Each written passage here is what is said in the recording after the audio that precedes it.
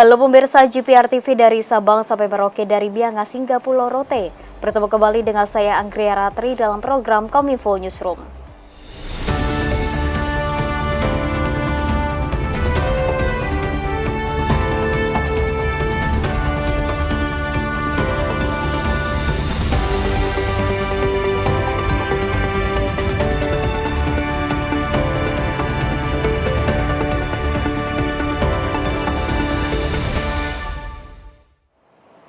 Kita ke informasi yang pertama pemirsa, Presiden Joko Widodo menerima penghargaan tertinggi Grand Color Order of the State of Palestine dari Presiden Palestina Mahmud Abbas. Penghargaan ini diberikan sebagai bentuk pengakuan atas dukungan yang konsisten dari Indonesia terhadap rakyat Palestina dan pejuang kemerdekaan. Presiden Joko Widodo dalam pertemuannya dengan Riyad Al-Maliki selaku utusan khusus Presiden Palestina menerima secara langsung penghargaan tertinggi Grand Color Order of the State of Palestine yang diserahkan oleh utusan khusus Presiden Palestina pada Senin 19 Agustus 2024 di Istana Merdeka. Penghargaan ini dianugerahi oleh Presiden Mahmud Abbas sebagai bentuk pengakuan atas komitmen dan dukungan Indonesia terhadap perjuangan rakyat Palestina dalam meraih kemerdekaan dan kedaulatan penuh. Melalui pertemuan ini, utusan khusus Riyad Al-Maliki juga menyampaikan ucapan selamat dari Presiden Abbas kepada Presiden Jokowi, serta seluruh rakyat Indonesia atas peringatan Hari Kemerdekaan Indonesia ke-79. Presiden Abbas mengakui dan mengapresiasi besarnya peran Indonesia dalam mendukung rakyat Palestina sebagai bantuan kemanusiaan hingga advokasi Indonesia untuk gencatan senjata.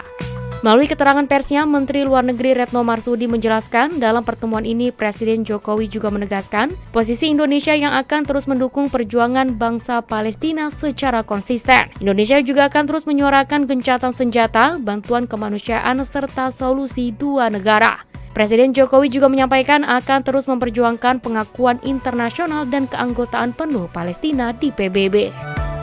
Di dalam pertemuan, Bapak Presiden antara lain menyampaikan kejelasan mengenai posisi Indonesia yang konsisten untuk terus mendukung perjuangan bangsa Palestina. Indonesia juga akan terus menyuarakan gencatan senjata, bantuan kemanusiaan yang tanpa terkendala, dan tentunya solusi dua negara. Indonesia juga akan terus melakukan pendekatan kepada negara-negara anggota PBB agar mengakui Palestina dan mendukung keanggotaan penuh Palestina di PBB. Kita beralih ke informasi lainnya pemirsa, menjelang akhir masa jabatannya pada Oktober mendatang, Presiden Joko Widodo kembali mengeluarkan kebijakan yang tidak biasa. Menjelang Pilkada serentak 2024, Presiden Jokowi menaikkan tunjangan dan insentif bagi petugas Komisi Pemilihan Umum sebesar 50%. Presiden Joko Widodo memutuskan untuk menaikkan tunjangan insentif anggota Komisi Pemilihan Umum di seluruh Indonesia sebesar 50%. Hal tersebut disampaikan Presiden dalam acara konsolidasi nasional kesiapan Pilkada serentak 2024 di Jakarta Convention Center, Jakarta pada Selasa 20 Agustus 2024.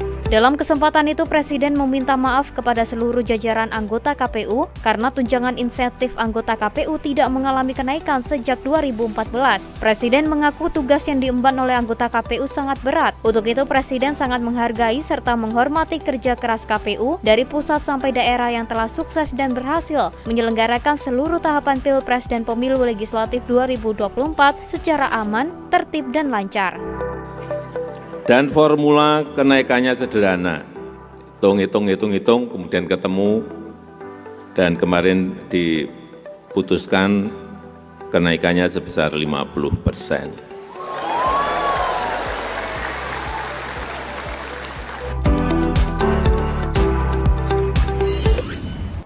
Presiden Joko Widodo meminta agar anggota KPU untuk selalu fokus dalam mengatasi permasalahan yang bisa muncul dalam penyelenggaraan Pilkada serentak 2024, mulai dari pendaftaran pemilih, distribusi logistik, hingga gangguan keamanan.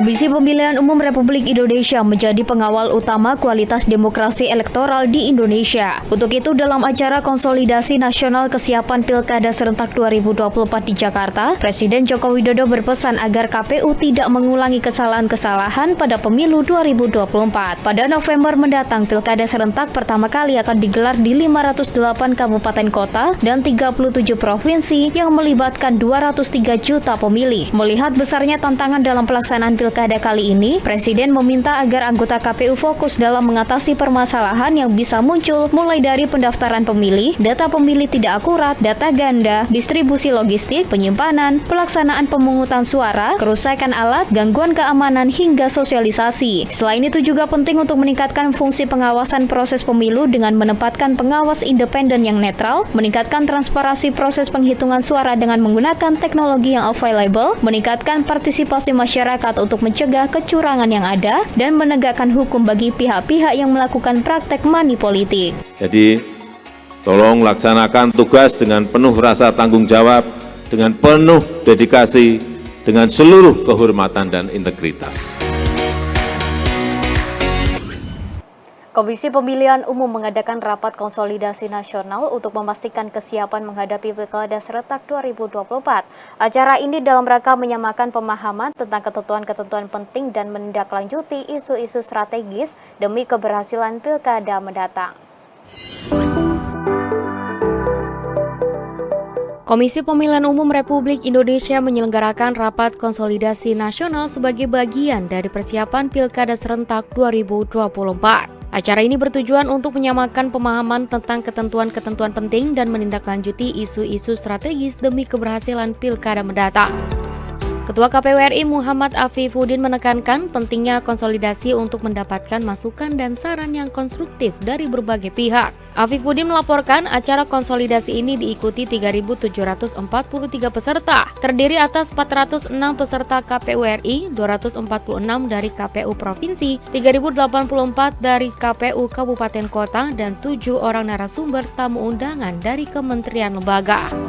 Rapat konsolidasi nasional dalam rangka kesiapan Pilkada 2024 ini diselenggarakan dalam rangka memberikan pemahaman yang sama terhadap ketentuan dan yang harus dipedomani untuk menindaklanjuti isu-isu strategis, mendapatkan masukan dan juga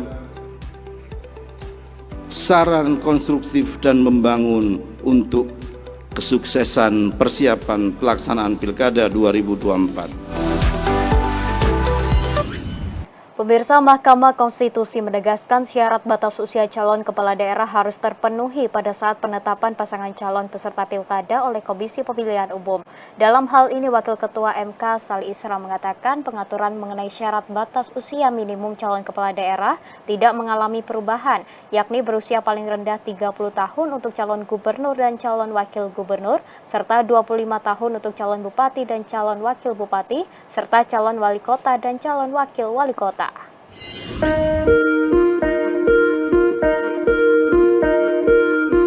Mahkamah Konstitusi menegaskan bahwa syarat usia calon kepala daerah harus terpenuhi pada saat penetapan pasangan calon peserta Pilkada oleh Komisi Pemilihan Umum. Hal tersebut ditegaskan Mahkamah Konstitusi dalam pertimbangan hukum putusan nomor 70/PUU/22/2024. Perkara tersebut menguji konstitusionalitas pasal 7 ayat 2 huruf E Undang-Undang nomor 10 tahun 2016 tentang pemilihan gubernur, bupati, dan wali kota Undang-Undang Pilkada. Wakil Ketua MK Saldi Isra di ruang sidang pleno MK Jakarta mengatakan, sebagai penyelenggara KPU menetapkan batas usia minimum calon kepala daerah dan calon wakil kepala daerah sesuai dengan batas usia minimum yang diatur dalam undang-undang. Berkenaan dengan ini, penting bagi Mahkamah Konstitusi menegaskan titik atau batas untuk menentukan usia minimum dimaksud dilakukan pada proses pencalonan yang bermuara pada penetapan calon kepala daerah dan calon wakil kepala daerah. Terdapat urutan rangkaian atau tahapan kegiatan yang berada dalam satu kelindan, yaitu tahapan pendaftaran, penelitian persyaratan calon, dan penetapan calon kepala daerah dan wakil kepala daerah. Karena berada dalam satu kelindan, semua yang menyangkut persyaratan harus dipenuhi sebelum dilakukan penetapan calon. Artinya dalam batas penalaran yang wajar, Penelitian keterpenuhan persyaratan tersebut harus dilakukan sebelum tahapan penetapan pasangan calon. Dalam hal ini, semua syarat sebagaimana diatur dalam pasal 7 Undang-Undang 10 2016 harus dipastikan telah dipenuhi sebelum penyelenggara inkasu KPU menetapkan calon kepala daerah dan wakil kepala daerah. Selain itu, MK juga mengatakan bahwa fakta empirik membuktikan penentuan keterpenuhan persyaratan calon kepala daerah selama ini dihitung atau ditentukan pada tahapan penetapan pasangan calon. Selain itu, MK juga menyatakan keterpenuhan syarat calon anggota legislatif, DPR, DPD, DPRD maupun syarat calon presiden dan wakil presiden juga ditentukan ketika penetapan pasangan calon sebelum penyelenggaraan tahapan pemilihan berikutnya. Pemirsa, sejumlah informasi akan kami hadirkan usai jeda pariwara berikut ini, tetaplah bersama kami.